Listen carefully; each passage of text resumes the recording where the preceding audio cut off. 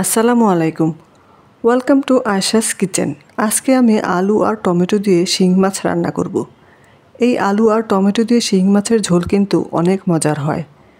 তার জন্য এখানে আমি নিয়েছি শিং মাছ। আমি মোটামুটি বড় সাইজের শিং মাছ নিয়েছি।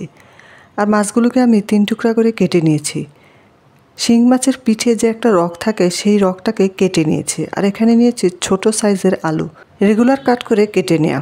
নিয়েছি 2টো টমেটো, আলুর মতো করে কেটে নিচ্ছি। হাফ চা চামচ দিচ্ছি হলুদের গুঁড়া, 1 চা চামচ মরিচের গুঁড়া, স্বাদ মতো লবণ। এবার মাছগুলোকে মশলার সাথে খুব ভালোভাবে মেখে নেব। চুলা একটা প্যান বসিয়ে 3 টেবিল চামচ দিয়ে দিলাম তেল। তেলটাকে পুরো প্যানে ছড়িয়ে দিচ্ছি। তেলটা গরম হয়ে আসলে মাছগুলো দিয়ে দিব।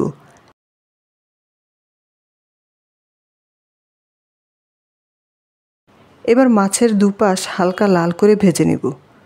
মাছের এক পাশ 2 মিনিট ভেজে উল্টিয়ে দিব।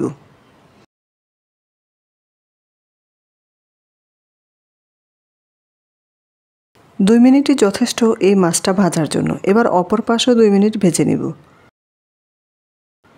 ভাজা হলে এগুলোকে আমি তুলে নেব।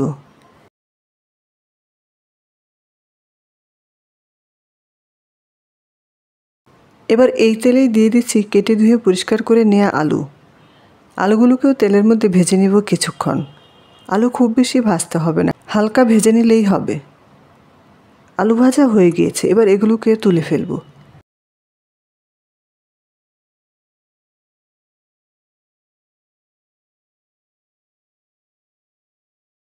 প্যানে দিলাম আরও কিছুটা তেল, দিচ্ছি 3টা পেঁয়াজ কুচি। পেঁয়াজটাকে ব্রাউন করে ভেজে নেব। ব্রাউন কালার হয়ে আসলে দিব সামান্য পানি। দিচ্ছি 1 টেবিল চামচ রসুন বাটা, 1 টেবিল চামচ মরিচের গুঁড়া, 1 টেবিল চামচ ধনে গুঁড়া ও হাফ টেবিল চামচ হলুদের গুঁড়া। স্বাদ মতো দিচ্ছি লবণ। সব কিছু ভালোভাবে মিশিয়ে ঢাকনা দিয়ে কষিয়ে নিব 5 মিনিট। মশলা থেকে যখন তেলটা সেপারেট হয়ে যাবে তখন বুঝতে হবে যে কষানোটা হয়ে গিয়েছে। এই পর্যায়ে দিব আগে থেকে ভেজে রাখা আলু, দিয়ে মশলার সাথে ভালোভাবে কষিয়ে নেব।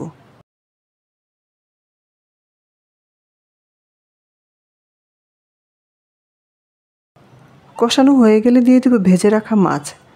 শিং মাছ গরমের তাপে শক্ত হয়ে যায় এবং সহজে ভাঙে না। এবার শিং মাছ ও আলু মশলার সাথে কষিয়ে নিব 3 মিনিট। কষানো হয়ে গেলে অ্যাড করব পানি। আমি এখানে 1.5 কাপ পানি ইউজ করেছি।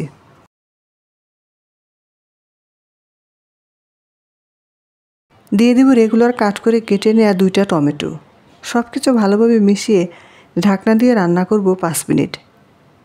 ফিরে এলাম 5 মিনিট পর। ঝোলটা টকবগিয়ে ফুটতে শুরু করেছে। দিয়ে দিব 4 থেকে 5টা ফালি করে রাখা কাঁচামরিচ। ঢাকনা দিয়ে রান্না করব আবারও 3 মিনিট। তৈরি হয়ে গেল আলু টমেটো দিয়ে শিং মাছের ঝোল।